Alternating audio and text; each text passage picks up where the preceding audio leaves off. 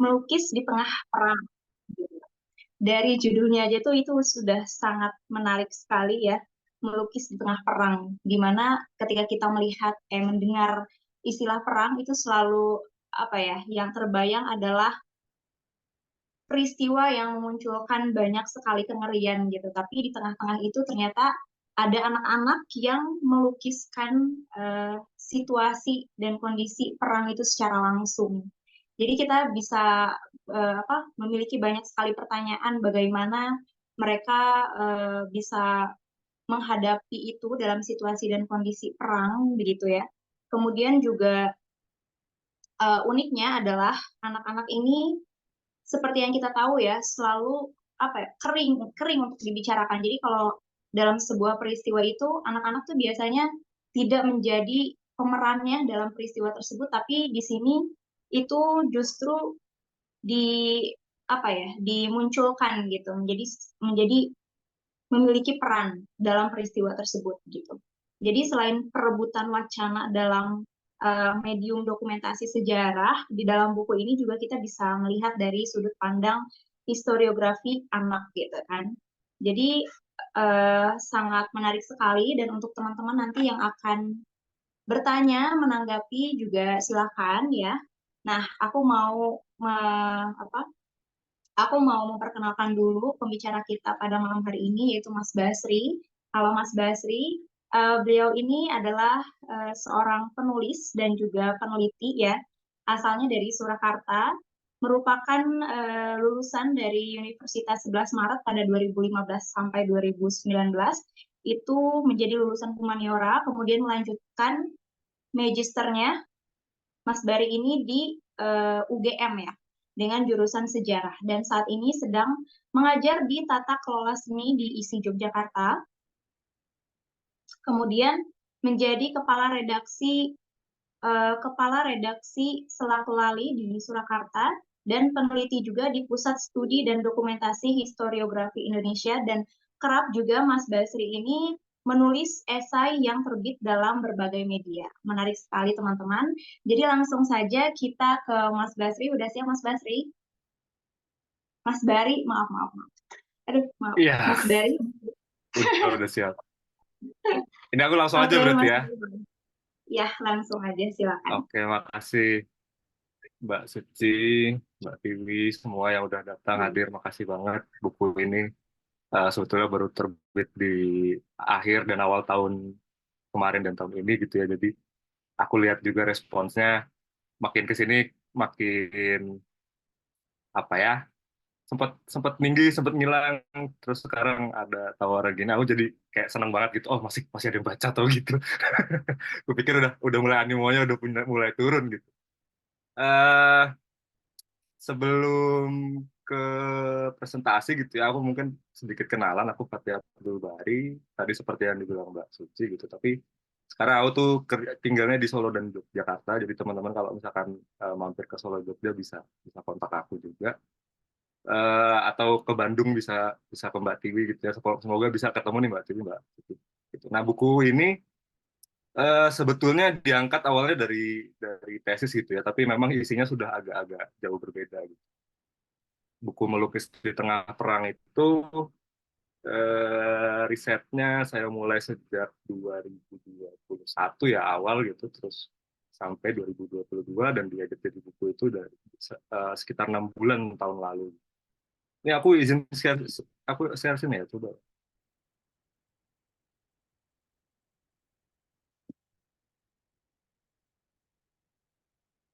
Kelihatan nggak ya? Kelihatan ya?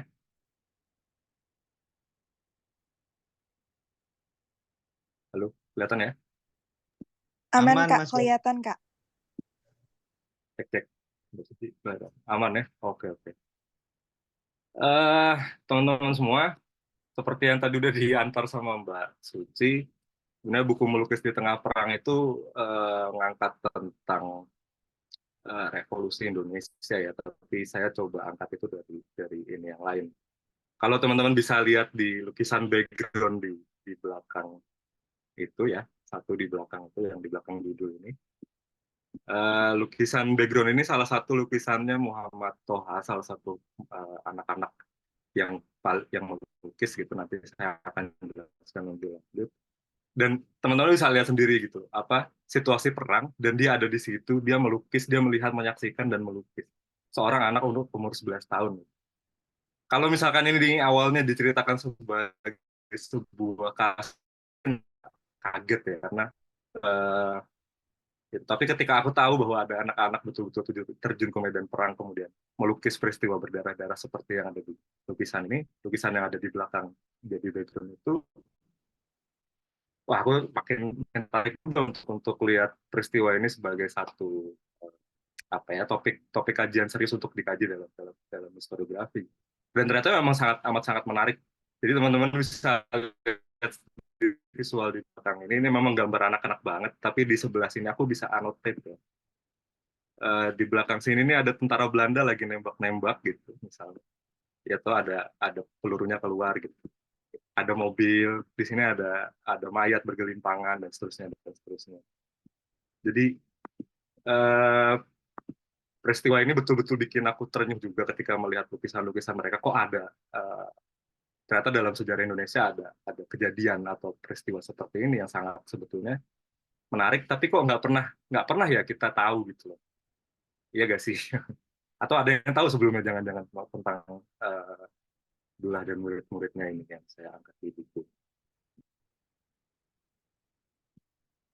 Aduh.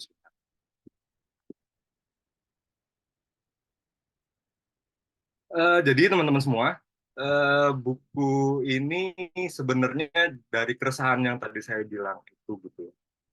Jadi di masa revolusi memang historiografi Indonesia kita tuh kayaknya terlalu fokus pada politik dan perang.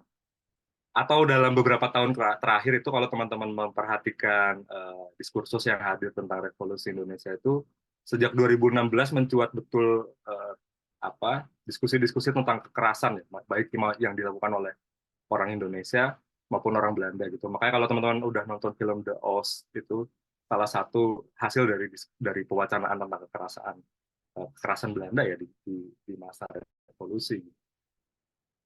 Eh, tapi ketiga topik ini rata-rata yang soal politik perang dan kekerasan itu menurutku menutupi banyak konteks dalam dalam historiografi Indonesia gitu.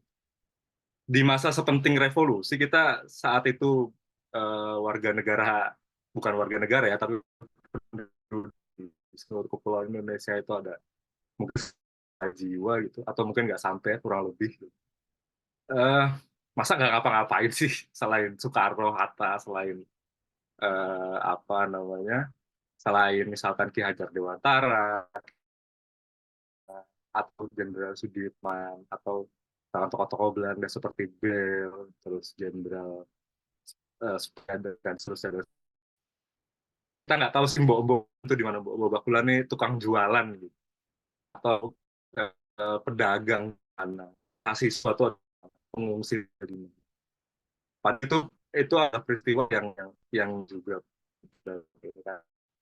kalian orang-orang biasa itu sebetulnya memang ya kan sejarah itu terbentuk dari mereka gitu kan.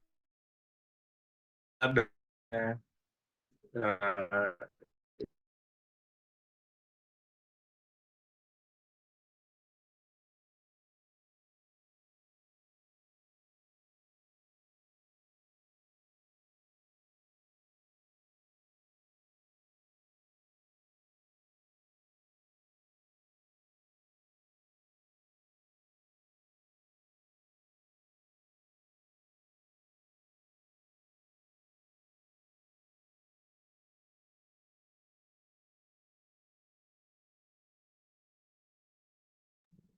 Halo Mas Bari, terputus ya?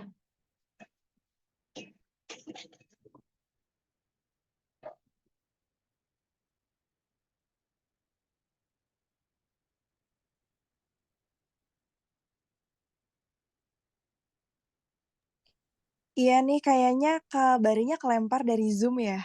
Coba kita tunggu dulu nih, aku coba kontak kabarinya. Oh iya ya, nggak ada. Oke.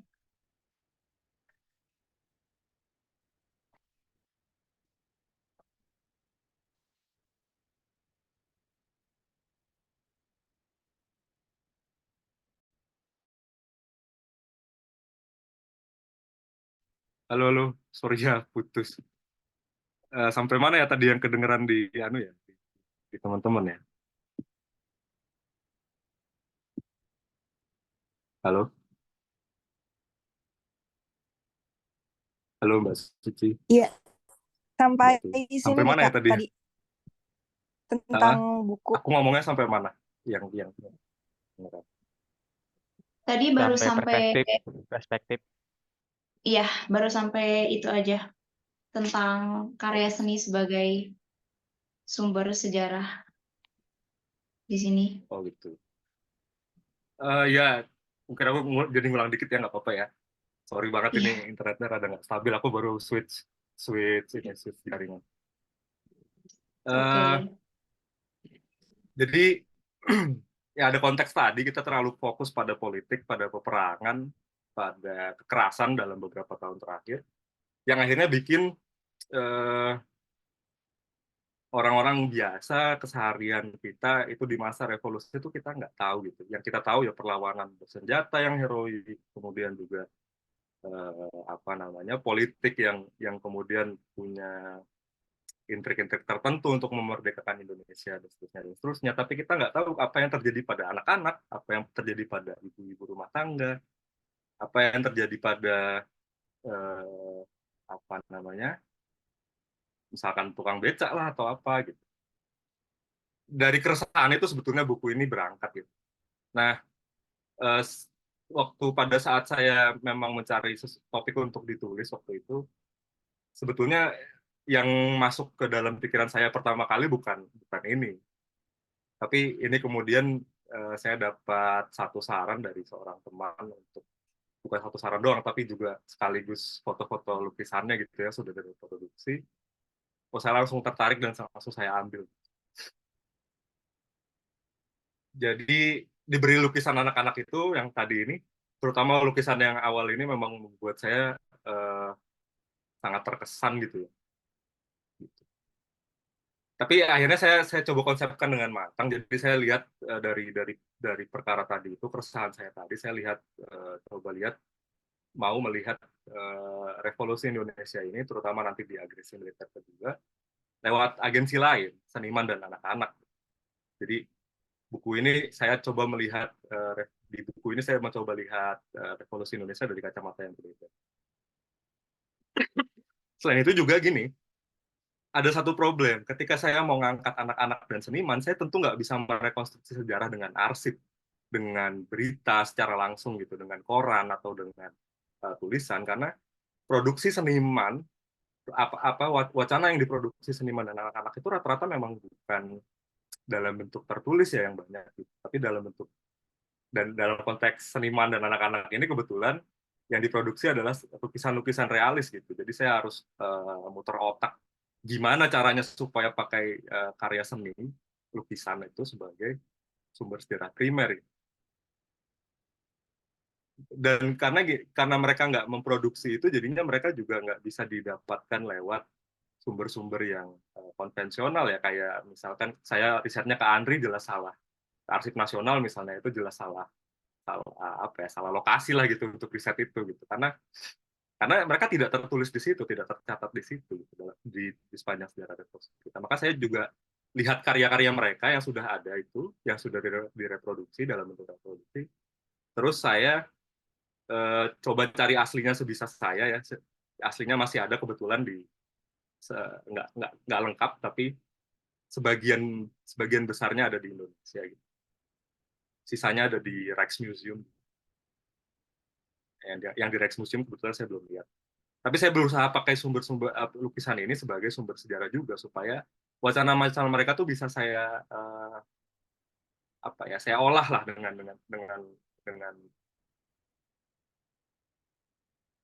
apa namanya, jadi saya nggak lewat arsip atau lewat berita yang ditulis sama orang lain, tapi saya juga lewat sumber primernya, yaitu lukisan-lukisan ini. Tapi ya itu nanti jadi tantangan sendiri, saya akan coba sedikit bahas tentang masalah sumber ini nanti ya. Tapi kenapa sih harus mereka gitu?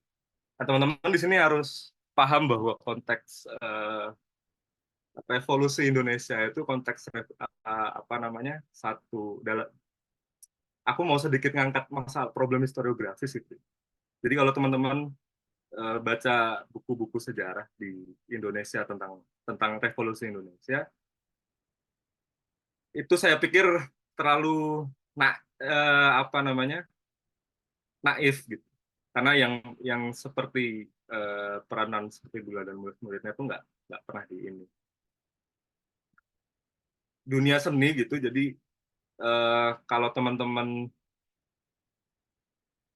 membayangkan sebuah peristiwa, biasanya peristiwa itu tidak terjadi secara partikuler gitu, secara tersendiri kan. Dia pasti ada penunjang-penunjangan. Misalnya kalau saya makan, oh ada orang yang buatin makan gitu. Sama peristiwa politik, peristiwa militer, peristiwa revolusi, peristiwa kekerasan itu ada penunjangnya. Nah, aku menganggap seniman-seniman ini sebagai, terutama Dula dan murid-muridnya tentu, sebagai suprastruktur yang menunjang revolusi. Jadi dia tidak terlihat, tidak kasat mata, tidak apa namanya, tidak tercatat, tidak banyak tercatat dalam sumber-sumber kita atau ditulis dalam historiografi kita, tapi sebetulnya peranannya penting gitu karena mereka mendokumentasikan revolusi Indonesia. Jadi kenapa harus Dula dan murid-muridnya? Saya pikir ini salah satu titik masuk yang penting untuk melihat konteks-konteks lain. Jadi kalau nanti teman-teman mungkin ada yang orang sejarah di sini mau riset tentang apa namanya revolusi Indonesia, aku mau menunjukkan bahwa oh dalam revolusi Indonesia tuh ada loh Dula dan salah satunya itu ya Dula dan ada peranan seperti ini dalam banyak bidang, nggak harus dalam kesenian, itu banyak sekali. Bahkan teman-teman bisa menulis atau mencari ini ya, maksudnya orang-orang kan memang bertahan kehidupan sehari-hari dari hari ke hari di rumah tangganya masing-masing, itu juga sebentuk cara bertahan di tengah revolusi yang harus sebetulnya harus kita perhatikan. Jadi ini sebagai jalan masuk untuk menyadarkan aku pribadi terutama, dan kemudian juga aku dengan menerbitkan buku itu pengen publik paham bahwa dalam sejarah kita itu nggak hanya peristiwa-peristiwa besar, nggak hanya peristiwa-peristiwa yang apa ya signifikan dalam secara politis gitu. Jadi ayo kita kenalan dulu sebelum kemana-mana. Saya di dalam buku ini itu membahas 6 orang seniman sebetulnya. Jadi ada Dula dan 5 muridnya. Setelah ini 5 muridnya. Dula ini seorang maestro realis Indonesia yang kelahiran Solo tahun 1919. Jadi dia seorang maestro realis, seorang pengkaji seni terkenal, Pak Sudarmaji itu menyebut dia sebagai raja realisme Indonesia. Karena memang hanya Dula yang sejak awal berkarirnya sebagai seniman sampai dia meninggal pada 1996 itu cuma melukis lukisan realis itu. Jadi nggak ada pelukis lain yang ini kayak Dula. Sujoyono atau kemudian Avandi itu memang awalnya realis, tapi kemudian di tengah jalan mereka berganti gaya ya ke arah yang lebih apa namanya, bukan abstrak juga ya, apa mungkin impresionis gitu. Nah, yang penting dari Dula itu sebetulnya karena dia lahir di masa yang akan segera dihantam oleh pergerakan nasional yang keras, kemudian juga nasionalisme Indonesia tentu saja, dan kemudian sebagai seorang seniman, jadi dia juga kebetulan lahir dari keluarga pembatik di Solo gitu. Bapak ibunya adalah pengusaha batik. Jadi kegiatan menggambar memang sudah sangat akrab dengan Dula sejak awal. Nah, jiwanya sebagai seniman itu terpacu ketika Sujoyono pada 1938 itu 1937 menuliskan satu esai judul tentang seni lukis. Jadi seni lukis Indonesia. Seni lukis yang dilandaskan pada realitas keseharian, realitas sosial, realitas kerakyatan dalam sebutan sebelum. Jiwa seninya Dula ini langsung terpacu juga gitu, karena artinya ada peluang bagi seniman untuk bergabung dalam euforia nasionalisme Indonesia. Gitu. Dan sejak saat itu dia sangat aktif dalam pergerakan nasional di Solo ya, sebelum bergabung nanti ke Jakarta di masa Jepang. Tapi itu singkat-singkat aja, saya mohon maaf. Nah, yang penting adalah dalam buku ini sebetulnya saya mau meng-highlight kalau ketika Belanda melancarkan agresi militer kedua pada 19 Desember 1948, itu dia sedang sebetulnya ada di Yogyakarta, bergabung dengan Seniman Indonesia Muda sejak tahun 47, jadi sekretaris. Dan kemudian juga dia mengasuh sekolah melukis untuk anak-anak. Jadi emang varied gitu ya, berapa muridnya itu dari yang kecil sampai ada juga yang dewasa gitu. Ini fotonya di sini. Ini murid-muridnya Dula yang ada di sini. Ini Dula yang di tengah ini. Yang di tengah ini Dula. Ini istrinya Bibi Fatima. Yang di sekitarnya ini murid-muridnya gitu. Ada yang tua juga gitu kan, misalnya ada yang masih anak-anak gitu.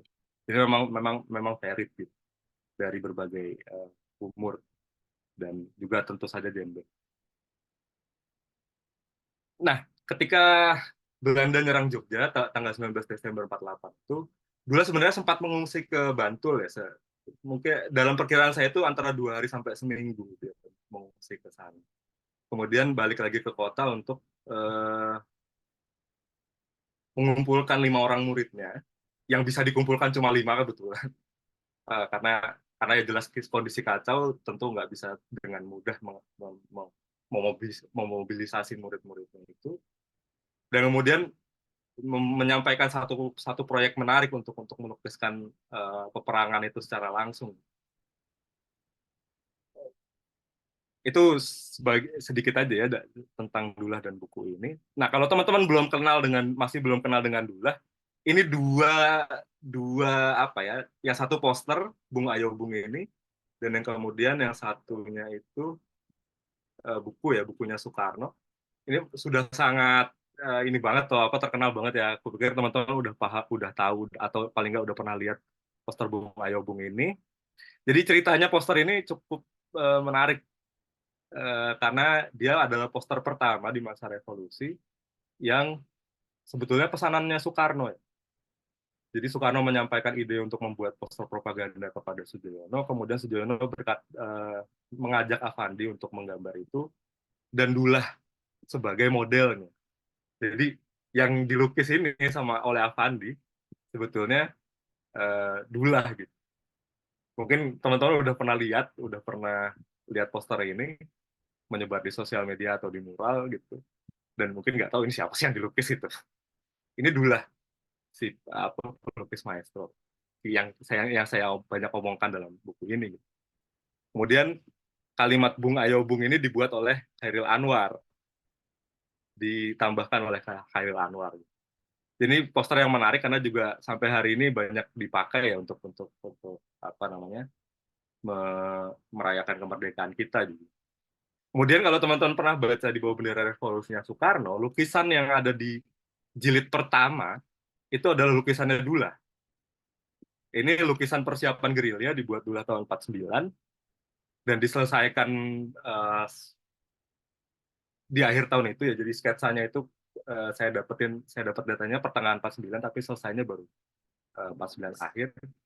Dan lukisannya sekarang ada di Istana Negara, kemudian itu jadi salah satu lukisan favoritnya Soekarno ya, termasuk jadi dipajang di dalam buku jilid pertama Di Bawah Bendera Revolusi. Mungkin teman-teman pernah baca dan pernah lihat itu. Nah, jadi kupikir secara visual dulu sudah masuk ke memorinya teman-teman lah paling enggak. Oke, sekarang kita kenalan sama lima muridnya Dullah ya. Ini saya batasi dengan memang 5 murid yang ikut dalam agresi militer kedua ya, dalam proyek melukiskan agresi militer kedua. Ada Muhammad Toha, ada Muhammad Affandi, ada Francisco Saverio Supono, ada Sarjito, dan Sri Suwarno. Muhammad Toha Adimijoyo ini sebetulnya lahir di Magelang dia, jadi lahirnya tahun 37. Jadi pada tahun 49, 48, 49 itu dia masih kisaran antara sekitar 11 tahun. Muhammad Affandi juga lahir di tahun yang sama. Efek Supono agak lebih tua, 12 atau 13 tahun, seingat saya. Sedangkan Sarjito dan Sri Suwarno itu masing-masing 14 tahun.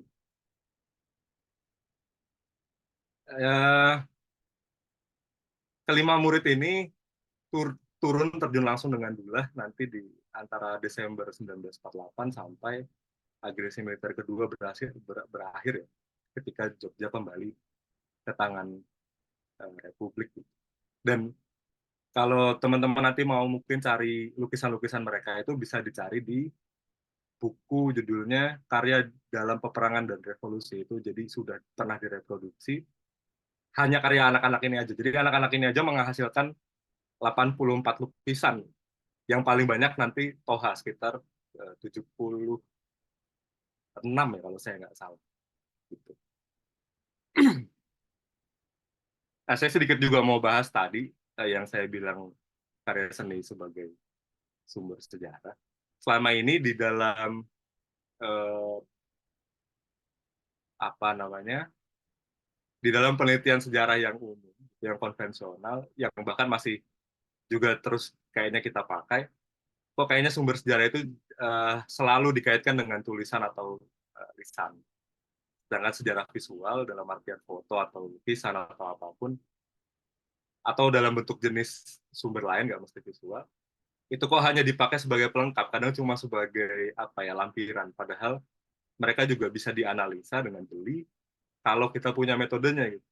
Nah, saya berangkat dari kerangka postmodern tentang memandang sumber sejarah gitu. Jadi apapun wacana, jadi nggak harus sesuatu yang dibuat dengan serius, dengan faktual, gitu. Dengan apa mempertimbangkan fakta dan objektivitas yang bisa jadi sumber sejarah saja, tapi juga hal-hal yang sifatnya seperti misalkan apa ya, karya sastra, karya fiksi, gitu. Itu juga sebetulnya dalam kajian sumber sejarah hari ini tuh bisa jadi apa ya, sumber sejarah, karena yang penting dalam kerangka postmodern hari ini bukan lagi masalah objektif subjektifnya, cuman masalah pewacanaan yang dibawa sama sumber sejarah itu. Jadi saya menganggap lukisan itu sebagai hasil dari proses sejarah yang jadi bukti dari kegiatan manusia di masa lalu dan merupakan sekaligus dokumentasi visual terhadap sejarah gitu. Nah, terus di buku ini saya juga semacam eksperimentasi metodik, jadi saya pakai metode sejarah dan semiotika. Semiotika itu khusus nanti untuk lukisannya gitu. Ini kupikir nggak perlu dijelasin panjang-panjang.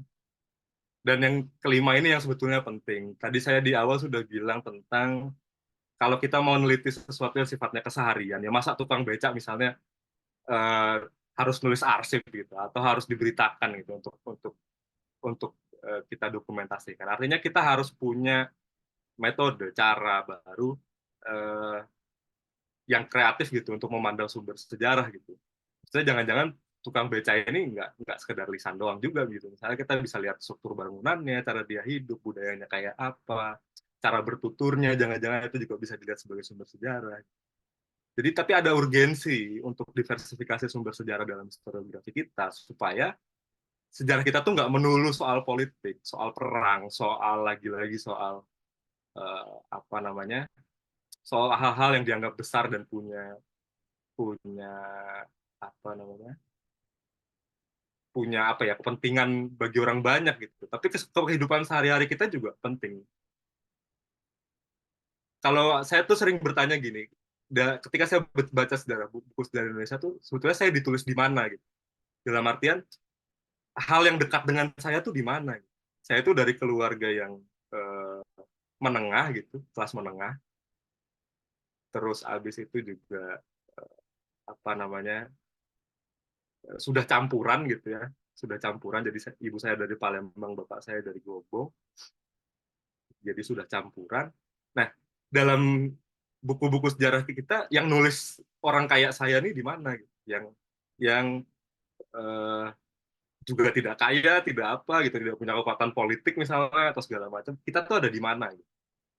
Dan itu kayaknya untuk menuju ke arah sana kita harus mulai bicara tentang gimana caranya memperbanyak atau mendiversifikasi sumber sejarah itu dalam historiografi. Dan dalam konteks buku ini saya konteksnya jelas lukisan gitu, saya pakai lukisan sebagai sumber. Mungkin nanti kepanjangan ya. Nah, saya masuk ke isi bukunya ya. Jadi selama periode revolusi dan sampai agresi militer kedua, Dula dan murid-muridnya ini menghasilkan sekitar kurang lebih 145 lukisan. Rinciannya 84 lukisan oleh murid-murid Dula, 74 oleh Toha, sorry 74 bukan 76, 4 oleh Muhammad Afandi, 1 oleh Supono, 2 oleh Sri Suwarno, dan 3 sketsa oleh Sarjito. Sisanya karya-karya Dula. Murid-murid ini juga ketika melukis itu mereka jangan dibayangkan benar-benar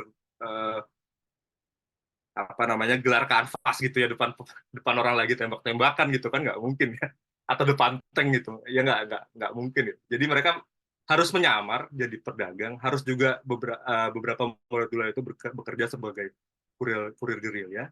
Avandi misalnya dia bekerjanya di eh, mana daerah Gunung Gunung Kidul ya. Daerah Gunung Kidul di ke arah Wonosari itu. Jadi dia bertugas menjembatani gerilyawan dengan kota Jogja. Dan sambil melakukan itu mereka melukis, dan melukisnya jangan dibayangin di kanvas gitu ya. Di kanvas yang besar kayak seniman-seniman sekarang ngelukis atau yang biasa kita lihat di museum. Rata-rata lukisan mereka itu seukuran 7 kali 10,5 cm. Jadi kayak mungkin bukuku itu cuma dibagi dua tapi masih lebih kecil lagi gitu. Sekitar segini doang. Dan itu mereka harus sembunyi-sembunyi sambil berdagang supaya tidak dikejar sama orang Belanda dan nggak dianggap mata-mata gitu. Jadi itu menarik banget nanti konteks yang apa namanya yang hadir dari cara-cara mereka melukis. Dan ini yang sebetulnya yang paling ya apa namanya menyayangkan ya apa saya sayangkan juga. Sampai hari ini dua murid Dula tuh hilang, nggak tidak terlacak gitu. Yang ini akan saya bahas lebih lanjut nanti. Nah, saya mau masuk ke lukisan-lukisannya dan bagaimana itu menggambarkan peristiwa sejarah, ya, teman-teman. Jadi di sini ada 4 lukisan yang ini tiga-tiganya tiga lukisan dan satu foto gitu. Tiga-tiganya ini dilukis oleh Toha dan satu foto ini kalau tidak difoto oleh Heldorn, fotografer militer Belanda, atau Zylstra ya, saya agak lupa persisnya. Tapi antara dua itu. Nah, teman-teman bisa membayangkan sebetulnya eh, cara saya mengekstrak apa ya pewacanaan dari lukisan ini. Saya akan coba menjelaskan secara mudah gitu. Jadi teman-teman, kita sama-sama tahu kalau peristiwa agresi militer Belanda kedua itu dilancarkan pada 19 Desember 1948 ya. Tapi secara visual sampai hari ini kita cuma dapat dari visualnya orang Belanda aja gitu. Karena nggak ada juru kamera atau wartawan Republik, pers Republik itu bisa bekerja ketika dalam kuasa agresi militer Belanda, selama masa agresi militer Belanda gitu kan. Jadi sebetulnya kehadiran lukisan-lukisan ini jadi menarik banget dan konteksnya sebetulnya menghadirkan pewacanaan visual lain gitu ya dalam revolusi gitu. Nah, kalau teman-teman nggak perlu lihat buku dulu untuk ini, tapi sebetulnya konteks-konteks dalam agresi militer kedua itu sangat jelas dalam lukisan-lukisan yang digambarin sama Toha ini ya. Jadi ini tiga lukisan ini menggambarkan penyerangan awal Belanda ke Yogyakarta, pesawat-pesawat yang mengebom kemudian menerjunkan payung ke kota Yogyakarta pada tanggal 19 Desember pagi. Tanpa perlu kita tahu baca buku, lukisan Toha tuh sudah menunjukkan kalau ini fajar gitu. Jadi apa warnanya dibuat sangat indah gitu ya. Kemudian ada pesawat-pesawat ini pesawat pengangkut Belanda, dan ini yang terpisah itu fighter ya dan pengebom. Jadi ada Toha itu menggambarkan suasana, menggambarkan apa namanya latar waktu dengan jeli karena itu menggambarkan fajar yang sedang menyingsing. Kemudian ada pesawat-pesawat Belanda di situ. Saya selalu menganggap bahwa lukisan ini tuh lukisan yang mengerikan, bukan indah gitu ya. Secara pewarnaan mungkin indah, tapi sebetulnya itu menggambarkan kekagetan Toha dan juga warga Yogyakarta ketika diserang secara dadakan oleh Belanda pada pagi hari 19 Desember 1948 itu. Karena memang pagi itu indah dan bersiap kalau dalam nanti kita baca buku-buku kayak Nasution yang di sekitar revolusi itu ya. Itu warga Yogyakarta sudah bersiap untuk berkegiatan seperti biasa gitu. Bahkan TNI waktu itu sebetulnya jadwal latihan, makanya ketika ada pengeboman di Yogyakarta, warga Jogja termasuk Bapak Soekarno itu mengira bahwa mereka sedang mendengar TNI yang mulai latihan gitu. Padahal itu adalah betul-betul penyerangan. Jadi bisa dibayangkan kepanikan warga Yogyakarta gitu. ketika mereka tahu bahwa itu betul-betul serangan. Dan menurut saya suasana itu berhasil digambarkan Toha dengan pewarnaan yang indah sekaligus mengerikan, karena di situ ada pesawat-pesawat Belanda yang memang datang untuk menyerang gitu. Dan itu menggambarkan kegagapan warga Yogyakarta dalam dalam apa namanya merespons peristiwa itu ya. Dan perlu diingat Toha ini 11 tahun umurnya pada saat itu. Kemudian ini di gambar kedua itu dia menggambarkan saat benteng Vredenburg ini sebetulnya yang sedang dibom. Gambar ini juga akurat sebetulnya karena di Jogja selama pengeboman di Jogja berlangsung itu tidak ada objek-objek vital yang dibom Belanda gitu. Jadi hanya objek-objek militer termasuk benteng Vredenburg ya di depan Gedung Agung itu. Kalau teman-teman ke Jogja di Jalan Malioboro itu depan Istana Presiden ada benteng. Hanya di tengah kota itu persisnya hanya itu. Sedangkan kantor pos di depannya, kantor Bank BI, Istana Negara di seberangnya tidak kena satupun bom atau mitraliur karena memang Belanda berharap menggunakan itu. Dan peristiwa ini juga diabadikan sama Toha ya. Dan satu yang menarik buat saya dari lukisan ini adalah perspektifnya, karena dilukis dari belakang pohon. Artinya dia kan hati-hati ya dalam melukis ini. Artinya dia bersembunyi gitu loh, karena perspektifnya dari belakang pohon gitu. Jangan-jangan dia mungkin sambil gelar dagangan di situ. Kemudian sambil berhati-hati jangan sampai ada ketahuan oleh tentara Belanda bahwa dia sedang melukis. Gitu. Jadi lukisannya juga menarik banget. Yang ketiga itu sebetulnya lukisan yang berhubungan dengan foto ini. Gitu. Ini titik-titik kecil yang di sini sebetulnya penerjunan payung, tapi dilihat dari jauh. Memang di sini kalau secara kajian seninya ya nggak proporsional lah gitu antara pesawatnya yang terlalu besar dengan ini ya. Tapi sebetulnya itu menggambarkan Toha sedang menggambarkan penerjunan payung para troopers Belanda itu di Maguwo. Di sini kita bisa lihat warna awan itu agak sedikit lebih lebih gelap ya. Ini asap yang membumbung dari Maguwo saat setelah dibom sama ini. Jadi ini pasca peristiwa pengebomannya, kemudian diterjunkan para troopersnya Belanda ini. Nah, itu kan dikonfirmasi dengan sumber visual lain gitu. Jadi ini awal-awal penyerangan gitu. Digambarkan semua oleh Toh. Nah, ini satu lukisan berikutnya menggambarkan satu rentetan peristiwa sebetulnya. Jadi setelah menguasai Maguwo, pangkalan udara Maguwo, itu tentara Belanda merangsek ke dalam kota kan. Dan Toha menggambar lukisan ini untuk menggambarkan perangsekan tentara Belanda.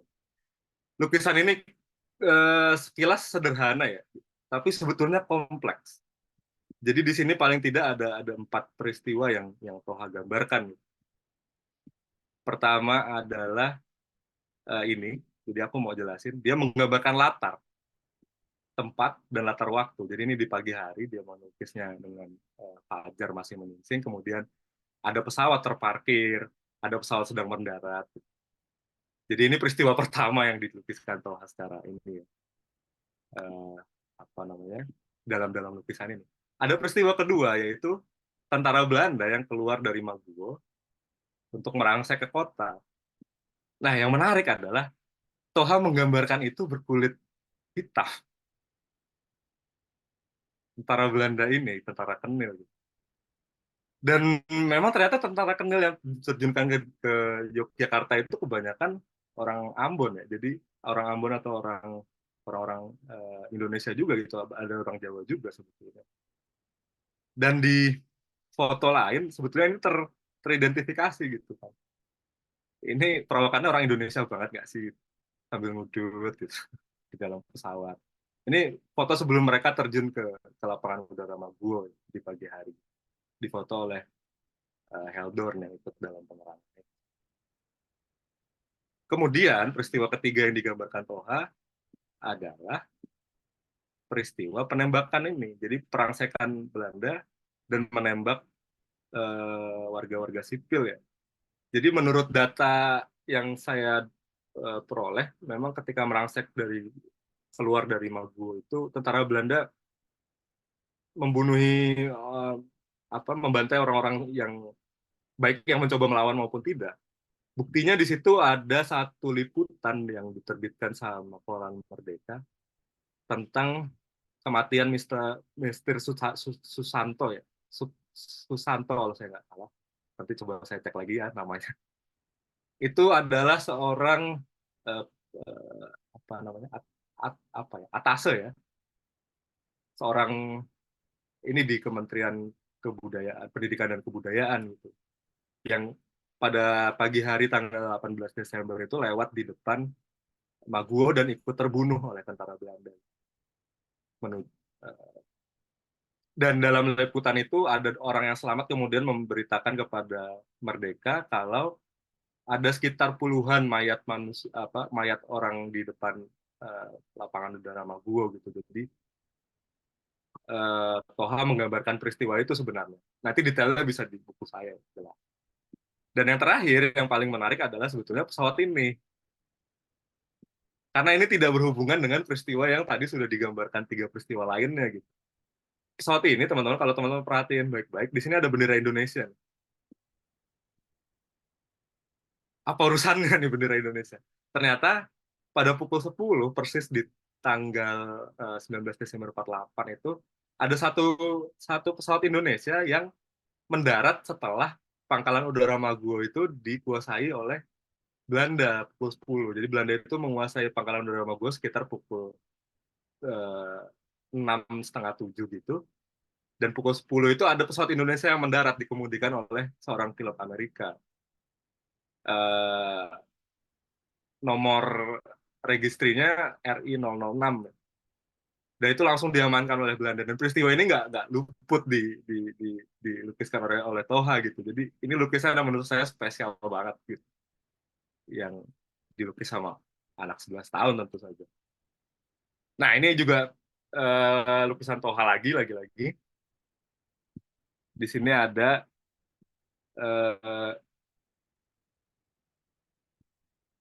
mobil jeep Belanda gitu ya, jeep tentara Belanda yang sedang beriringan ke Maguwo untuk mengasingkan petinggi Republik. Jadi ketika beberapa hari setelah penyerangan itu petinggi-petinggi Republik memang diungsikan diasingkan oleh Belanda terutama ke Sumatera ya.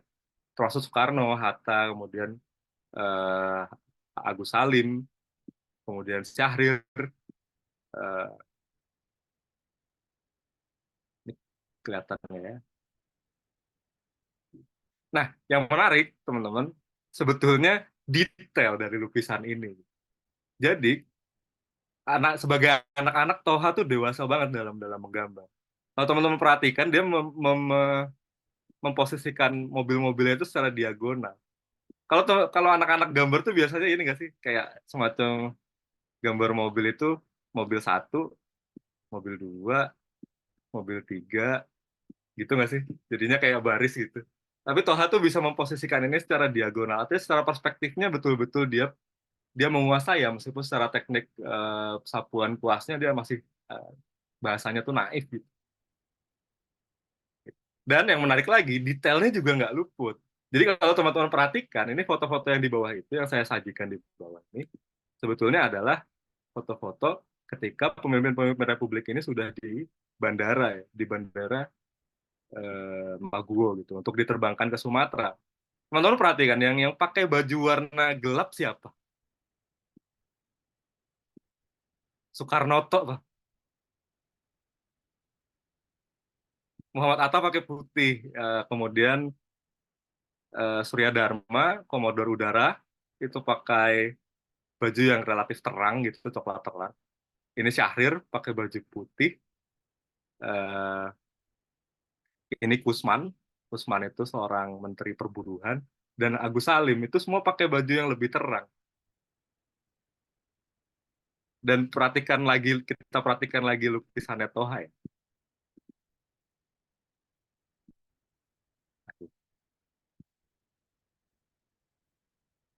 Yang pakai baju coklatnya cuma satu, Soekarno. iya toh, sisanya semua pakai eh, baju yang relatif lebih terang gitu, atau digambarkan sama Toha ya putih aja gitu. Artinya detailnya ini nggak memang memang nggak luput kalau kita compare dengan dengan sumber-sumber lain.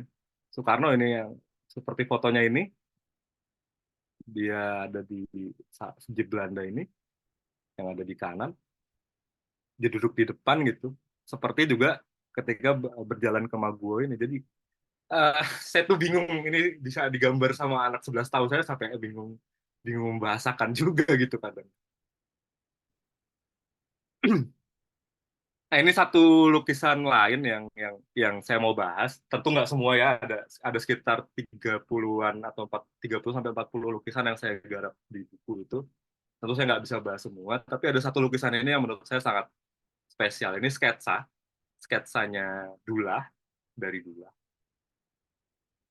Judulnya Mbah Somo.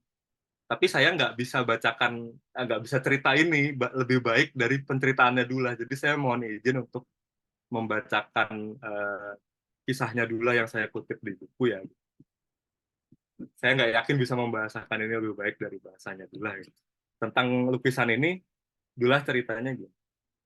Di Baciro itu di Gondokusuman dekat stasiun Lempuyangan di Jogja sekarang. Di depan rumah yang saya tempati tinggal seorang perempuan yang sudah tua di rumahnya yang terbuat dari bilik bambu. Namanya Mbah Somo juga. Pekerjaannya tiap hari berjualan ketan, bubur, nasi dengan lauk pauknya yang sangat sederhana. Pada tanggal 1 Maret 1949, pada serangan umum, ketika serangan umum 1 Maret, masih pagi sekali waktu itu, seperti biasa Mbah Somo mulai mengeluarkan dagangannya untuk berjualan. Tetapi mendadak ada seorang berpakaian hitam-hitam membawa bedil mendatangi Mbah Somo dan berkata, "Mbah, pagi ini jangan jualan dulu ya, Mbah. Sebentar lagi akan ada perang. Lihat itu, Mbah, di bawah pohon itu sudah banyak tentara-tentara kita yang sudah sejak tadi malam berada di sana pada bawa bedil. Mereka tunggu bunyi sirene berbunyi. Makanya Simbah jangan jualan dulu ya." Mbah Somo tidak menjawab apa-apa, hanya pandangan matanya diputar keliling menyusup ke bawah-bawah pohon. Betul bahwa di bawah pohon itu telah banyak cucu-cucunya yang sejak tadi malam sudah di situ. Ya haus, ya lapar, ya kedinginan. Mbah Somo tidak ayal lagi cucu-cucunya itu digapai, disuruh datang menghampiri makan apa saja dagangannya. "Jangan, Mbah, jangan, nanti habis," kata seorang gerilyawan. Mbah Somo tidak peduli, katanya, biar biar habis tidak apa-apa. Nanti ambil lagi yang masih ada di dapur. Sini, sini, sini. Perang ya perang nih, wetengnya di sini se. Perang ya perang, tapi perutmu itu diisi dulu. Karuan saja lalu pada datang berkerumun dan makan semua dagangannya Mbah Somo. Habis. Karena sirene tanda berakhirnya jam malam sudah berbunyi, mereka lalu pamit kepada Mbah Somo dan mohon pangestu. Mbah Somo tidak bisa bilang apa-apa, hanya berdiri di tengah pintu rumahnya sambil memandang cucu-cucunya yang mulai meninggalkan berjalan berurutan menuju dalam kota. Tinggal Mbah Somo sendiri tinggal di tengah pintu rumahnya. Kedua tangannya mendekap dada, mulutnya komat kamit, seperti mendoakan cucunya yang mengemban tugas itu dengan selamat. Yang mengemban tugas negara supaya selamat. Beruntung saya sempat mengabadikan peristiwa dramatis itu dengan membuat sketsa langsung memakai pena dan tinta di atas kertas merang. Pada waktu gerilyawan-gerilyawan itu sedang berkumpul makan dagangannya Mbah Somo.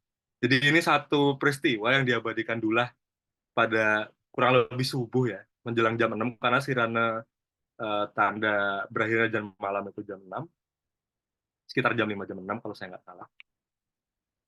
Dan itu sebelum itu diabadikan Dullah ketika Mbah Somo ini baru buka warung makannya gitu. Jadi ketika 1 Maret ketika mau serangan umum sebetulnya menunjukkan kalau gerilyawan kita tuh kurang kurang makan, haus dan seterusnya, dan yang membantu itu justru ya Mbah Somo ini, orang-orang kayak Mbah Somo. Di lukisan lain Toha juga bilang bahwa juga menggambar kalau apa namanya penduduk Jogja ketika tentara datang untuk masuk pada tanggal 1 Maret itu dalam serangan umum, mereka keluar rumah dan menyediakan makanan untuk diambil. Jadi sebetulnya logistik revolusi itu ya orang-orang kecil ini yang punya andil besar gitu. Dan masih banyak hal lain ya dalam lukisan-lukisan mereka gitu.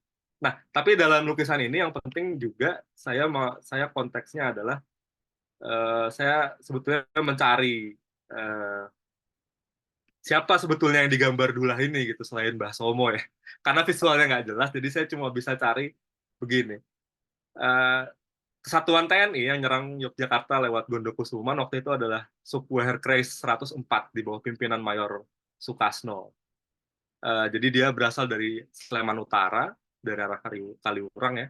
Kemudian masuk kota Jogja dari arah utara dan menyerang posisi dan konsentrasi pasukan Belanda di Kota Baru, Hotel Tugu, Gondokusuman, Pingit, Detis, dan Hotel Merdeka. Kemudian ini kesatuan yang terdiri dari Akademi Militer, Korps Polisi Militer, Tentara Pelajar, dan AURI juga. Dibagi jadi 3 pasukan. Nah, pasukan A, B, dan C. Pasukan B yang melewati Gondokusuman yang kemudian apa namanya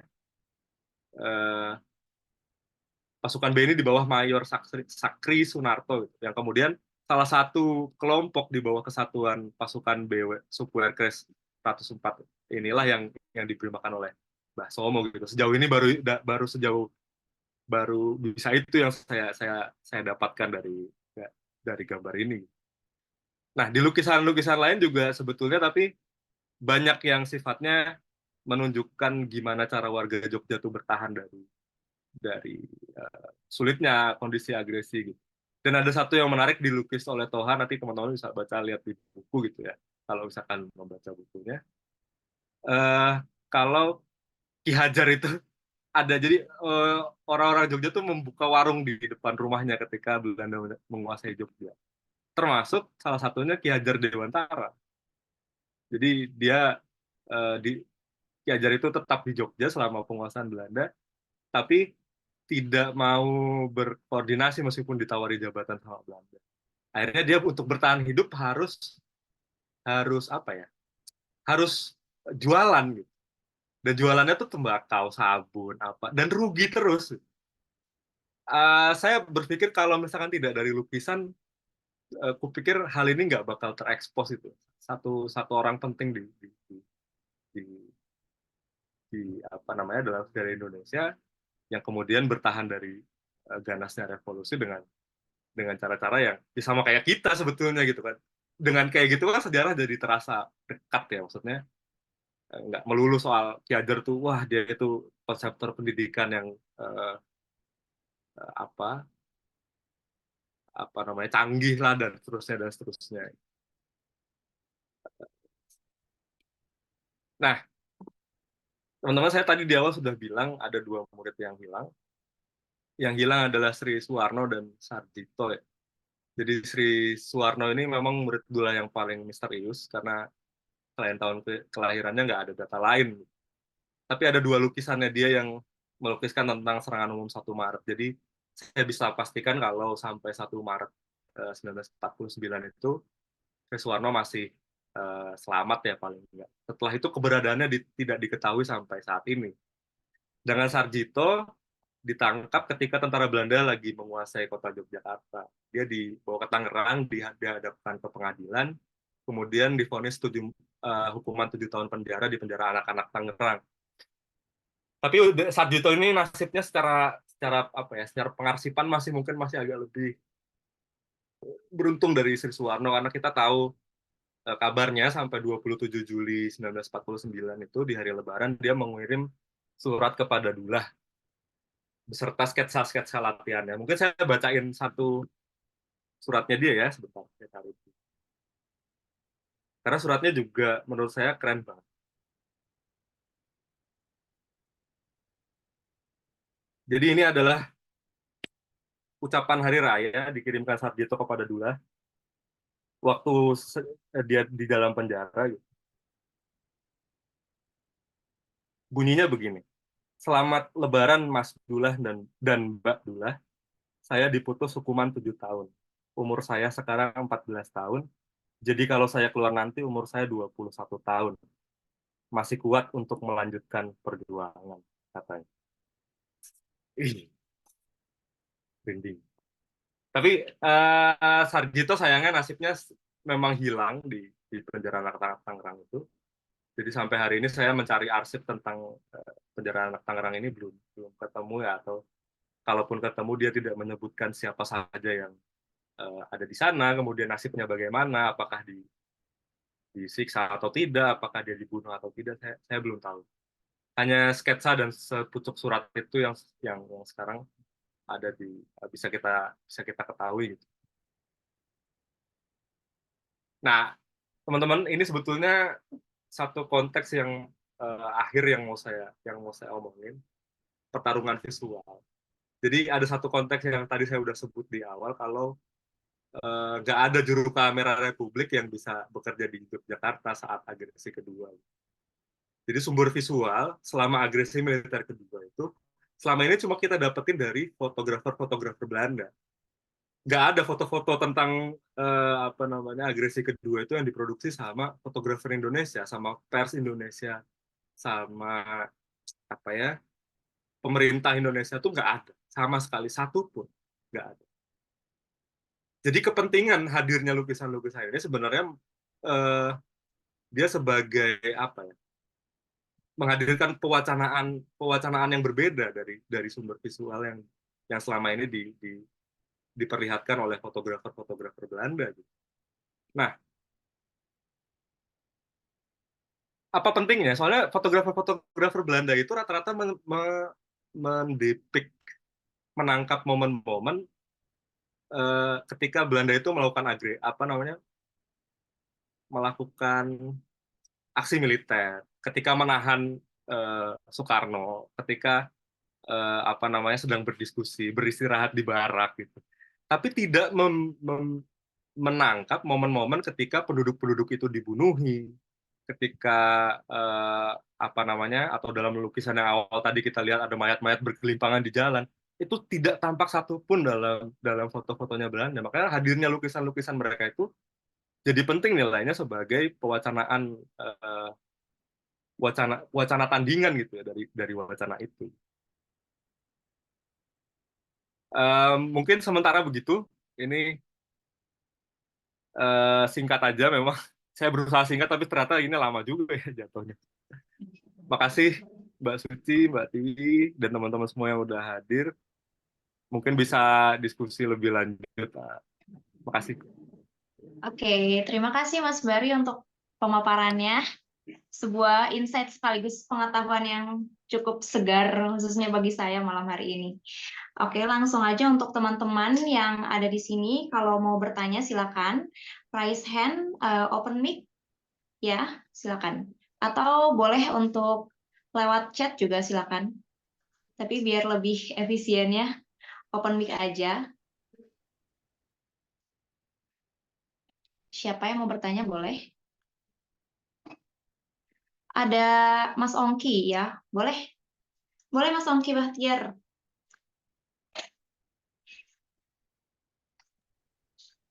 Ada suaranya nggak, Mbak? Ada Anda? Aman, Mas. Selamat malam, Mas Bari. Mungkin saya ingin bertanya di luar tentang isi dari buku yang Mas Karang, tapi saya ingin bertanya tentang bagaimana sih Mas ini dalam menulis tentang sejarah yang mungkin tadi Mas katakan pada awal-awal itu tentang sejarah orang kecil gitu, karena saya gitu masih kesusahan dalam menulis historiografi orang-orang kecil gitu. Karena ketika pas skripsian saya juga niatnya itu saya juga sama seperti Mas ingin mengambil dari perspektif lain yang tidak secara umum tentang orang-orang besar, tapi pada kenyataannya ketika penulisan historiografi itu saya sangat kesusahan dalam menulis sejarah orang kecil gitu, meskipun judul saya itu tentang dinamika kehidupan sosial ekonomi masyarakat, tapi pada kenyataannya ketika hasilnya itu lebih kepada sejarah sosial ekonominya itu secara umum gitu, kayak pertanian, ekspor impor dan lainnya. Kemudian pertanyaan kedua adalah bagaimana mungkin tipsnya atau triknya dalam menuliskan sejarah dari gambaran lukisan-lukisan gitu. Karena mungkin saya basicnya itu adalah pendidikan sejarah, tidak ada sejarah visual, jadi kurang begitu mengerti bagaimana cara menggambarkan sebuah lukisan menjadi sebuah historiografi sejarah. Kemudian bagaimana cara dalam menulis sejarah itu historiografi sejarah, karena saya masih terpaku pada subjektif dan objektif dalam penulisan sejarah. Mungkin tadi Mas katakan masih ada nih perspektif lain, itu postmodernisme, yang kalau saya tidak salah itu postmodernisme adalah penolakan terhadap kebenaran universal yang bersifat mutlak atau objektif. Nah, bagaimana itu cara-caranya, Mas? Terima kasih. Oke, terima kasih untuk pertanyaannya. Boleh langsung dijawab aja, Mas Bari. Terkait tips menuliskan sejarah. Sejarah orang kecil. Ya. Ini memang selalu akan jadi masalah dalam historiografi ya. Maksudnya ketika ketika kita menulis tentang sejarah, pasti dominasi pewacanaan itu selalu dari orang-orang besar, peristiwa-peristiwa besar. Tapi bukan berarti nggak bisa menurutku. Pun aku ketika menulis buku ini mungkin masih agak-agak bergantung pada narasinya militer misalnya, atau narasinya petinggi republik gitu. Tapi aku berusaha lihat itu dari sudut pandang lain. Maksudnya pendekatannya harus kita lihat bahwa saya bukan mau lihat kamu eksekutif aja cukup gitu, kayak semacam itulah. Yang saya mau lihat itu konteks yang kamu umpetin dari apa yang kamu katakan ya. Dan itu nggak mungkin dilihat cuma dari sekedar apa ya, letterluck terhadap sumber juga gitu kan. Dan analisa di situ nggak bisa apa ya, sederhana lah. Tapi bukan berarti tidak bisa dilakukan. Nah, makanya itu pentingnya diversifikasi sumber sejarah ya. Maksudnya kita harus mulai ngubah persepsi juga tentang sumber sejarah. Sumber sejarah itu kalau teman-teman baca di buku-buku pengantar ilmu sejarah itu cuma didefinisikan sebagai bukti dan peninggalan dari peristiwa sejarah. Artinya apapun toh, tidak mesti tertulis toh. Tidak mesti yang bisa yang ada di arsip nasional atau ada di perpustakaan gitu. Catatan-catatan perjalanan pribadi, bahkan karya sastra, karya seni itu bukti, dan secara langsung juga menurut saya ketika cara dan metodenya pendekatannya tepat itu bisa digunakan sebagai sumber untuk rekonstruksi sejarah gitu. Jadi saya pikir kita harus lebih banyak eksplor tentang apa itu sumber sejarah dan apa saja yang bisa jadi sumber sejarah, juga bagaimana cara mengolahnya gitu. Nah, dalam kasus saya lihatnya lukisan kan memang untuk untuk untuk merekonstruksi sejarah. Ini tantangan juga sebetulnya ya, karena saya nggak pernah belajar semiotik gitu, tiba-tiba harus harus harus harus pakai semiotik untuk analisa lukisan ini. Dan ya bukan jadi itu tantangan yang menarik juga, maksudnya karena saya jadi belajar banyak, jadi bisa tahu dan apa konteks-konteks lain gitu dalam peristiwa yang sama yang dialami juga oleh petinggi-petinggi republik, ternyata ada konteks-konteks lain gitu. Itu dari lukisan semua. Dan saya juga cukup terbantu dalam soal buku, dalam kasus buku ini jujur aja cukup terbantu karena memang Dula dan murid-muridnya ini kebetulan melukiskan realis ya, jadi dia nggak pakai gaya abstrak atau impresionis atau apa yang aneh-aneh. Jadi saya bisa lihat faktanya dari visualnya gitu. Nah, saya pikir kayak lukisan abstrak pun atau bahkan karya-karya seni kayak teater, tari itu juga bisa jadi sumber sejarah loh, jangan-jangan. Tentu mungkin fakta yang ditelaah dari karya seni itu atau dari sumber-sumber sejarah itu berbeda-beda ya. Misalnya karya seni kayak lukisan abstrak tentu nggak bisa dibuat untuk sumber faktual kan gitu. Peristiwa faktual, tapi mungkin dia bisa melihat psikologi si seniman. Kan ada psikologi seni, ada ilmunya. Bisa didekati dengan cara itu. Misalkan kita sedang mengkaji seorang seniman gitu. Kenapa kita cuma dari surat-suratnya dia doang atau data-datanya dia doang? Kenapa nggak dari karya seninya juga? Karena itu memang dia menumpahkan hidupnya di karya-karya seninya dia itu toh. Jadi telitilah karya seninya juga daripada arsip-arsip tertulisnya saja sekedar itu. pun begitu anak-anak, orang apa namanya, penjual misalnya atau masyarakat keseharian, masyarakat biasa itu ya mereka tidak menghasilkan tulisan sebagai sumber sejarah. Lantas gimana cara merekonstruksinya gitu? Ya artinya sejarawan harus mulai kreatif cari, eh, bukan cari ya, apa ya, mendiversifikasi sumber sejarah tadi gitu. Sumber sejarah nggak bisa di hari-hari ini nggak bisa kita konsepkan sebagai sesuatu yang murni tertulis atau lisan. Itu mungkin ya. Pandangan Posmo sebetulnya nggak nggak bisa saya jelaskan secara runut di sini ya. Mungkin nanti di buku saya bisa dibaca aja. Tapi yang penting adalah karena Posmo itu mementingkan pewacanaan dalam sumber sejarah, bukan lagi masalah objektif atau subjektifnya gitu. Jadi tapi wacana apa yang dibawa sama dia? Nah, tentu dalam penelaahan fakta sejarah kita tetap harus awas dengan mana yang fiksi, mana yang fakta dan seterusnya. Tapi kupikir bukan berarti sumber kayak karya sastra, fiksi, atau bahkan kalau misalkan teman-teman baca Jared Diamond atau beberapa penelitian orang-orang biologis tentang DNA itu, kupikir itu amat sangat bisa dipakai sebagai sumber untuk rekonstruksi sejarah ya. Sayangnya kita memang belum berpikir lebih jauh tentang bagaimana metode yang tepat untuk dipakai demi mengolah sumber-sumber itu. Itu ya mungkin cukup menjawab kayaknya. Semoga cukup Oke, menjawab. terima kasih Mas Bari. Terus ini ada chat juga dari Mbak Asri ya, Mbak Asri.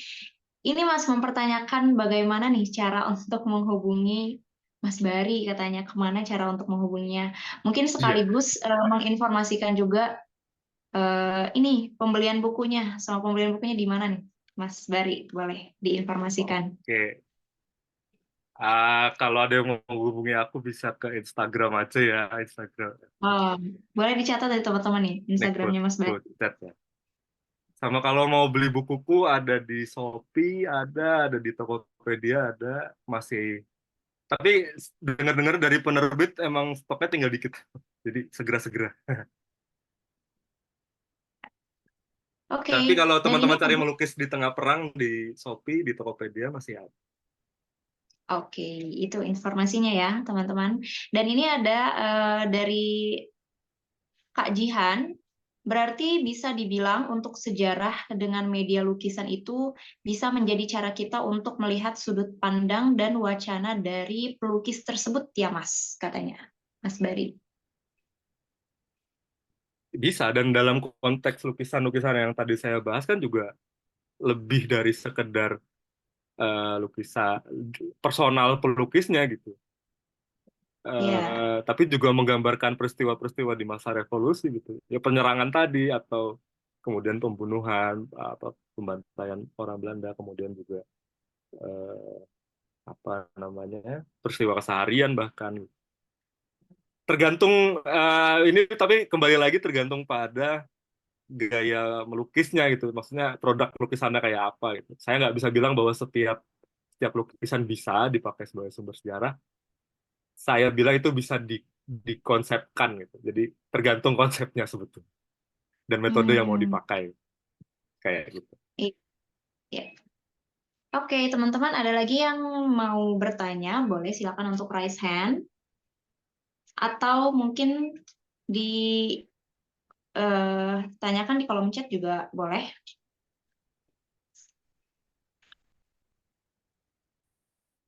Sebelum itu Mas Bari nih, aku juga punya pertanyaan. Jadi kan eh, selama perang itu kan di tengah-tengahnya tuh ada beberapa orang pelukis gitu kan yang melukiskan peristiwa tersebut secara realitasnya gimana gitu. Nah, apakah itu tuh mempengaruhi persepsi masyarakat Mas pada saat itu? Atau hingga saat ini deh gitu terhadap peristiwa tersebut. Maksudnya gimana itu? Maksudnya Jadi kan ada kehadiran lukisannya ini bikin ada perubahan persepsi gitu. ya ada nggak kira-kira? Semacam itu. Sulit ya, karena kalau di masa yang sama jelas nggak ada. Maksudnya tahun 49 itu lukisannya itu diumpetin dulu lah. Setelah selesai Hmm, jadi semua diumpetin dulu lah. satu-satunya orang yang ditunjukkan di luar keluarganya dan murid-muridnya itu ya cuman Pak Karno kedua dari di istana setelah Jogja kembali ke tangan Republik. Kemudian Dula itu main ke istana Gedung Agung itu, ketemu Soekarno, terus lukisan-lukisan itu diperlihatkan ke Soekarno. Nah setelah itu lukisan itu nggak pernah keluar lagi eh, sampai tahun 78. Jadi tahun 78 itu pada tanggal 7 sampai 13 Mei, lukisan-lukisan karya-karya selama masa revolusi ini akhirnya dipamerkan di Gedung Agung, di Gedung Seni Sono sekarang ya, bagian selatannya Kompleks Gedung Agung itu. Ada 300 buah karya termasuk yang dipamerkan termasuk lukisan dan sketsa murid-murid Dula. Nah, ini di apa namanya? Diberitakan oleh Tempo, katanya ada sampai 20.000 orang pengunjung gitu. Jadi mungkin itu pertama kali lukisan-lukisan itu dipamerkan untuk publik, dan itu sudah jauh setelah peristiwanya lewat ya. Jelas jadi selama itu kupikir nggak berakibat apapun. Nah, setelah itu lukisan-lukisan ini memang direproduksi dalam bentuk buku. Jadi teman-teman kalau misalkan nanti mungkin lagi iseng-iseng nyari buku lawasan,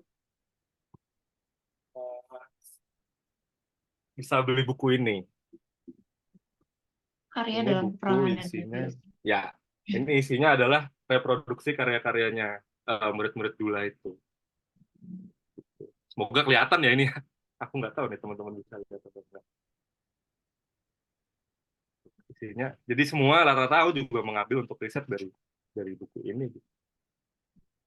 Nah, kebetulan memang sejauh sampai yang saya tahu belum ada yang mengolah lukisan-lukisan ini sebagai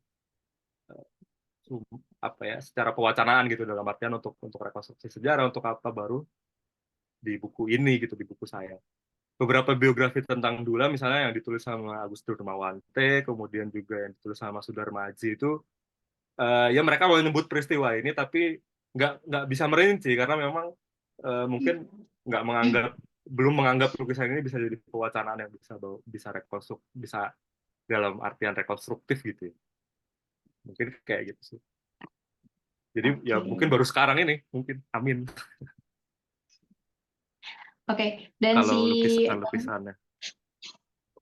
si melukis di tengah perang ini juga kan tadi dibilangnya tidak hanya memunculkan peristiwa-peristiwa yang heroik, apa ya?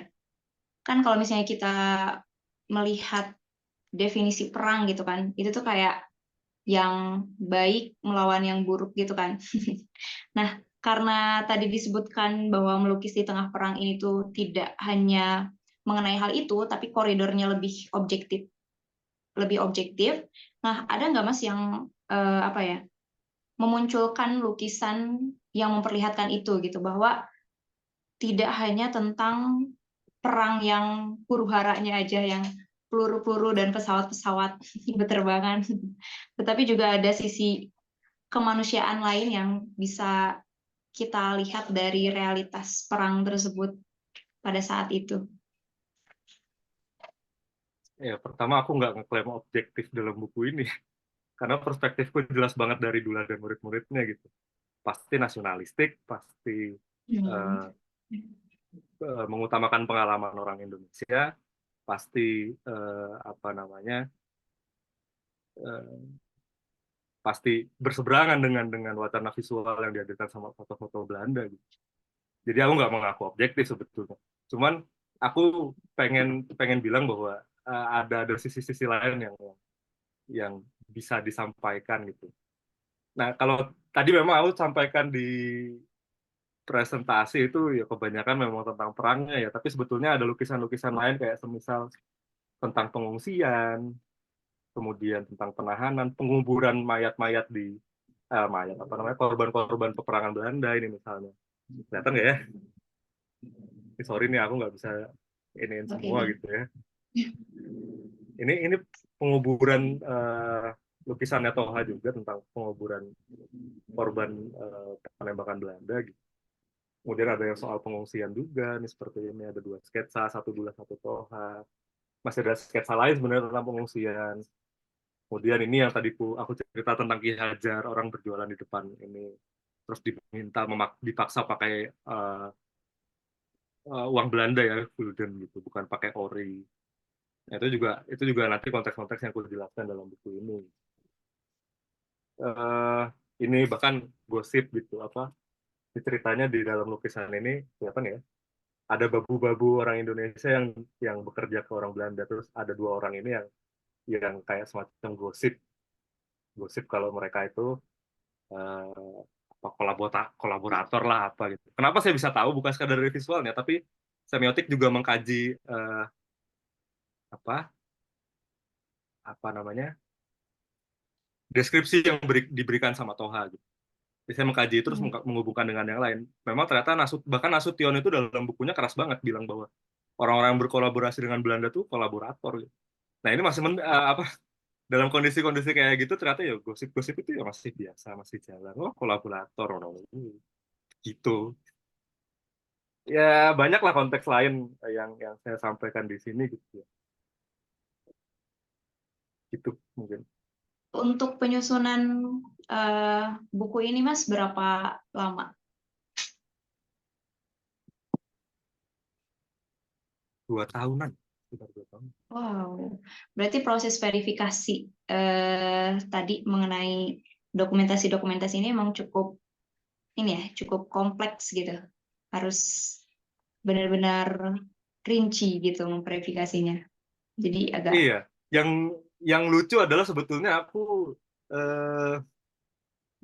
baru lihat lukisan aslinya itu setelah bukunya jadi. Jadi kalau teman-teman mau main ke Museum Dullah di Solo itu, dia museum yang sangat privat gitu. Jadi harus dapat izin dari anaknya Pak Dullah. Sekarang tinggalnya di Surabaya gitu. Dan aku dapat izin itu setelah 3 tahun berusaha mengontak beliau. Jadi baru masuk ke sana dan melihat lukisan-lukisannya yang langsung itu tanggal 5 Januari kemarin pas udah terbit gitu. Jadi itu ya lucu juga sebetulnya karena aku nggak pernah lihat langsung. Pas riset ya, pas riset. Iya, iya, iya. Oke nih ada Teh Tiwi. Boleh Teh Tiwi? Ada yang mau ditanyakan? Iya, mau nanya nih sama Kabari kan dari hasil penelitiannya aja ini udah memberikan banyak perspektif gitu ya, Dullah dan para muridnya. Apakah tertarik juga buat menggali nih para pelukis lain kayak misalnya Raden Saleh, Avandi, Basuki Abdullah gitu, Agus Jaya, kan masih banyak nih pelukis-pelukis lain yang mungkin orang cuma notice namanya aja tapi nggak sepaham itu juga gitu terkait lukisan-lukisannya. Dan apakah selain Dullah dan kelima muridnya ini ada juga nih Kak yang membahas perang gitu Kak. Makasih. Oke, makasih Teh Tiwi. Boleh Mas Bari. Banyak sih. Sujoyono, Avandi, kemudian seniman-seniman persagi itu kan hampir semuanya memang menghidupi masa revolusi ya, masa peperangan. Jadi memang mereka banyak karya-karyanya yang menggambarkan peperangan. Tapi ada konteks lain di situ saya pikir yang problematis ya dalam konteks rekonstruksi sejarah gitu. Karena rata-rata lukisan yang dilukiskan oleh seniman-seniman lain di luar Dullah dan Kema muridnya itu nggak dilukiskan secara langsung atau dekat sekali dengan peristiwanya. Gitu. Jadi udah ada yang menahun baru dilukiskan atau berapa bulan setelahnya. Gitu. Jadi tentu bisa, tapi saya pikir tergantung nanti tergantung lukisannya. Jadi mau menggambarkan apa dan bisa dipakai untuk merekonstruksi apa kayak gitu sih. Apakah itu lebih ke personal pelukisnya atau lebih ke hal-hal yang bisa hal-hal di luar personal pelukisnya, mungkin kayak gitu ya. Oke, terus Mas gimana dengan ketertarikan untuk apa ya, meriset dari pelukis-pelukis lain gitu, selain daripada Ya Dullah tertarik, ini. tapi aku ada yang lupa. Sebetulnya ada 7 pelukis yang sudah melakukan ini lebih dulu dibanding Dullah dan murid-muridnya. Oke. Pelukis-pelukis dari Tasikmalaya. Mereka terjun Oh langsung iya. ketika Belanda itu, iya, ketika Belanda itu bumi hangus Bandung, dan kalau nggak salah pas agresi pertama. Jadi mereka sudah turun. Perkaranya, setahu saya nggak ada lukisan yang selamat itu. Lukisan mereka satu pun nggak ada yang selamat setahu saya. Jadi Oh, eh, namanya itu, ada yang nanya tuh, ada yang nanya nama. ya. Namanya adalah, saya juga lupa, ada 7 orang tapi sebentar. Dari Tasik ya, Mas? Tasik.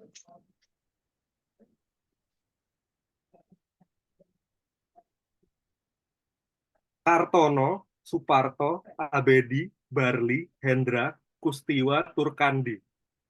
Melukiskan pertempuran di Bandung, menghasilkan 50-an lukisan yang dipamerkan di Tasikmalaya pada 22 April 1946. Ini dari majalah Koran Merdeka 26 April 1946. Kemudian Abedi melukiskan peristiwa-peristiwa revolusi di Surabaya. Pameran juga di Tasikmalaya tanggal Agustus 1946. Itu beritanya di Antara. Jadi Dullah juga sebetulnya mengucapkan semacam punya visi untuk melakukan itu dari contoh-contoh ini ya, maksudnya contoh-contoh sebelumnya gitu. Jadi ada kisah menarik di mana Dullah itu kehilangan 80 lukisan uh, yang dia kumpulkan susah payah untuk bikin museum gitu tahun 48 ketika Belanda nyerang Jogja. Dan atas kehilangan itu jadinya kayaknya dia punya motivasi kuat untuk nyerahin anak-anaknya ke medan perang itu, anak-anak muridnya. Di samping memang dia sebelumnya tahun 46 sendiri punya gagasan kesenian sendiri, dokumentasi sejarah namanya. Dokumentasi sejarah gitu. Dokumentasi nasional, sorry. Nah, itu ditulis oleh Dullah di majalah Arena tahun 46. Jadi sebetulnya aku pikir akan kalau mau di ini banyak ya, tapi saya pikir nggak semua selamat juga, dalam artian karyanya nggak banyak yang bisa kita lihat hari ini. Kalau karya-karya seperti ya punya yang selamat kayak punya Sujoyono, Fandi, kemudian misalnya pelukis-pelukis lain, Hendra Gunawan misalnya, eh, nggak banyak yang konteksnya dekat banget dengan peristiwa gitu loh. Jadi saya pikir itu bisa tentu menarik, bukannya tidak menarik, tapi jelas yang ini dulu nih, istilahnya gitu. Oke. Tentu pengen bahas juga suatu saat, Mbak Tiwi, nggak menghilangkan itu. Semoga ya, Mas ya. Nah, Amin. kemudian ada dari Kak Agusta, cerita tentang lukisan Toha yang bisa sampai ke Rich Museum dong, Kak Bari, katanya. Wah, iya, jadi tuh kalau sekarang teman-teman mau cari lukisan aslinya itu ada 44 lukisan anak-anaknya di anak-anak muridnya Dullah di Museum Dullah, plus lukisan-lukisannya Dullah yang dilukis selama masa revolusi, minus yang ada di Istana Negara. Gitu. Semua ada di Museum Dullah di Solo ya. Jadi kalau teman-teman mau ke sana monggo, tapi minta izinnya bisa 3 tahun itu. Wow. Terus ya, tapi jelas nggak lengkap ya. Jadi cuma ada 44 sehitungan saya kemarin itu ada 44. Sisanya 40 itu ada di Belanda, ada di Rijksmuseum. Dan kalau teman-teman buka websitenya Rijksmuseum itu hari ini bisa ada cari Muhammad Toha Adjiewijoyo, itu ada lukisan-lukisannya keluar nanti. Ada di websitenya Rijksmuseum. Nah, kenapa kok bisa sampai sana? Nah, ini sebetulnya satu episode di mana Dullah dan Toha itu sempat punya apa ya, sempat clash lah, karena tahun 80-an itu lukisan pasca pameran yang tadi di Gedung Agung yang saya ceritakan itu, lukisan-lukisan ini pernah dipamerkan di di Belanda gitu. Nah, tapi menghubunginya orang Belanda itu menurut penceritaan Dullah lewat Toha. Toha meminjam kepada Dullah, kemudian setelah selesai dipamerkan tidak mampir langsung ke Museum Dullah, tapi ke tempatnya Toha, ke rumahnya Toha di Bandung waktu itu tinggalnya. Saya belum tahu di mana persisnya ya rumah Toha di Bandungnya gitu. Nanti kalau ada yang di Bandung bisa kasih saya info, monggo. Eh tapi lukisan-lukisan itu nggak semua langsung pulang ke Museum Dullah di Solo, malah ke Bandung ke tempatnya Toha. Kemudian karena orang-orang Belanda sih, orang-orang dari luar yang setelah ikut pameran itu tahu kalau lukisan itu tidak kembali, mereka bisikin Toha lah kanan kiri gitu, untuk jual lukisannya, karena itu menurut hukum hak cipta jelas karyanya Toha dan seterusnya gitu. Nah di sini kemudian Toha itu menjual 44 lukisannya ke, info yang saya dapat sih nggak sepenuhnya ke Rijksmuseum ya. Jadi beberapa kemana, tapi kemudian semuanya berkumpul di Rijksmuseum hari ini. Totalnya seharga kalau saya tidak salah $50.000 kalau nggak salah ya. Monggo dikurs sendiri tahun 80-an itu, eh, dengan jumlah hari ini. Dan akhirnya berpindah tangan ke sana. Nah, di buku-buku biografi atau bahkan di pengakuannya Dullah itu, cerita itu diceritakan dengan sebal oleh Dullah, karena eh, memang dalam karya ini memang Toha yang melukis, tapi menurut Dullah, buat Dullah, hak ciptanya tidak hanya berada pada Toha, karena itu adalah kerja tim. Mau dikemanakan Bibi Fatima, istri Dullah, yang eh, melindungi lukisan itu ketika digerebek tentara Belanda gitu. Mau dikemanakan itu. Jadi Dullah sempat sakit hati dan kemudian agak-agak bermusuhan dengan Toha sampai kematian dia tahun 96 gitu. Jadi sekarang kalau teman-teman mau lihat yang 40 lukisan itu, monggo kalau mampir ke Rijksmuseum nanti bisa bisa dilihat di sana.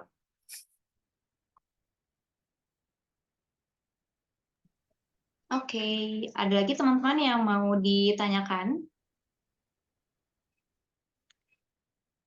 Boleh untuk raise hand.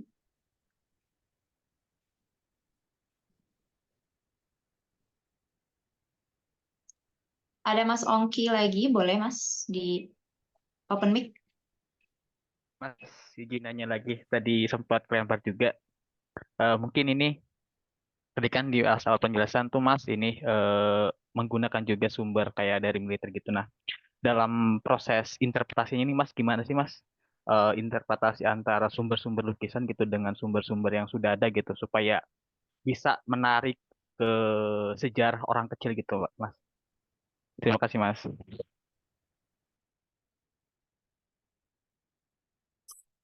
Aku nggak tak, bukan ini ya. Mungkin aku nangkepnya eh, gimana caranya pakai sumber visual itu untuk ini orang kecil gitu. Gitu nggak sih?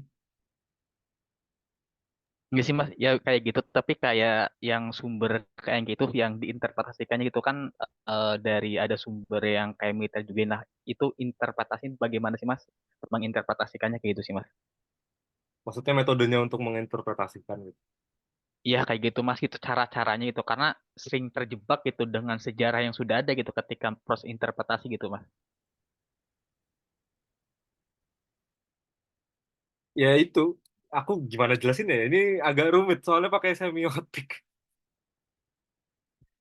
eh jadi memang kan yang untuk menganalisa gambar atau lukisan ini, terutama lukisan yang menurut Dullah, itu aku nggak pakai Hermen. Kalau biasanya belajar metode sejarah itu kan rata-rata yang dipakai untuk menganalisa arsip dan eh, sumber-sumber tertulis atau bahkan lisan tuh biasanya pakai metode ininya hermeneutik kan, kajian atas teks, kajian atas tulisan.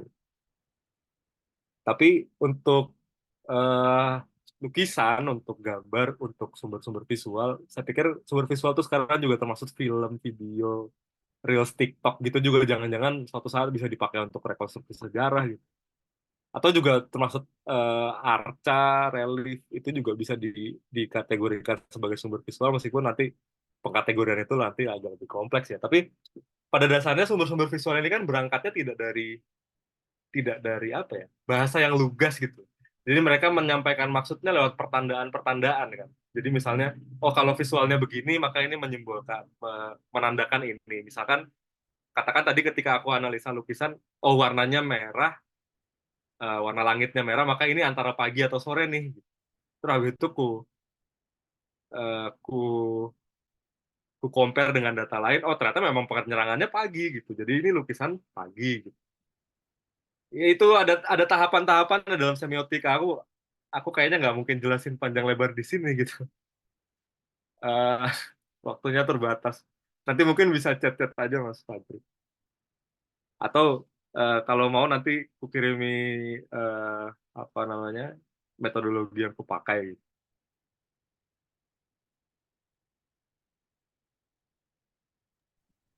Makasih Mas penjelasannya Mas. Oke, teman-teman, terima kasih banyak untuk kehadirannya pada malam hari ini. Terima kasih juga untuk Mas Bari. Eh, malam hari ini sangat menarik sekali dan asik sekali diskusi kita. Banyak sekali hal-hal yang memang apa ya, belum jarang sekali kita temukan ya perspektifnya mengenai karya seni. Ternyata karya seni itu juga bisa menjadi sejarah yang bahkan primer gitu dalam halnya dokumentasi sejarah bahkan dokumentasi nasional. Dan dulu nih dari Mas Bari, setelah ini kita akan foto bareng ya teman-teman. Dan jangan lupa di follow juga Instagramnya Temu Sejarah, karena kita bakalan selalu mengadakan diskusi buku-buku sejarah setiap malam Kamis, setiap hari Kamis.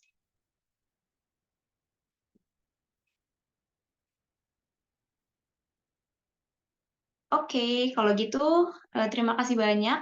Saya Suci Atmarani sebagai moderator mengembalikan forum ini kepada Teh Tiwi sebagai penyelenggara. Silakan Teh Tiwi, kita foto bareng terlebih dahulu. Oke, siap. Mungkin buat teman-teman boleh ya, tadi seperti yang disampaikan sama Kak Suci yang belum gabung di Temu Sejarah, tapi pengen aktif nih ikut diskusi setiap Kamis malam biar gak harus konfirmasi, nanti bisa isi link daftar aja karena kita ada grup buat update diskusi setiap Kamis malam. Sekali lagi makasih yang udah gabung. Mungkin sebelum kita tutup diskusinya boleh deh kita foto bareng dulu ya. Teman-teman yang mau open cam boleh open cam dulu. Kita foto bareng dulu. 1, 2, 3. Oke, sekali lagi ya. Kita foto sekali lagi.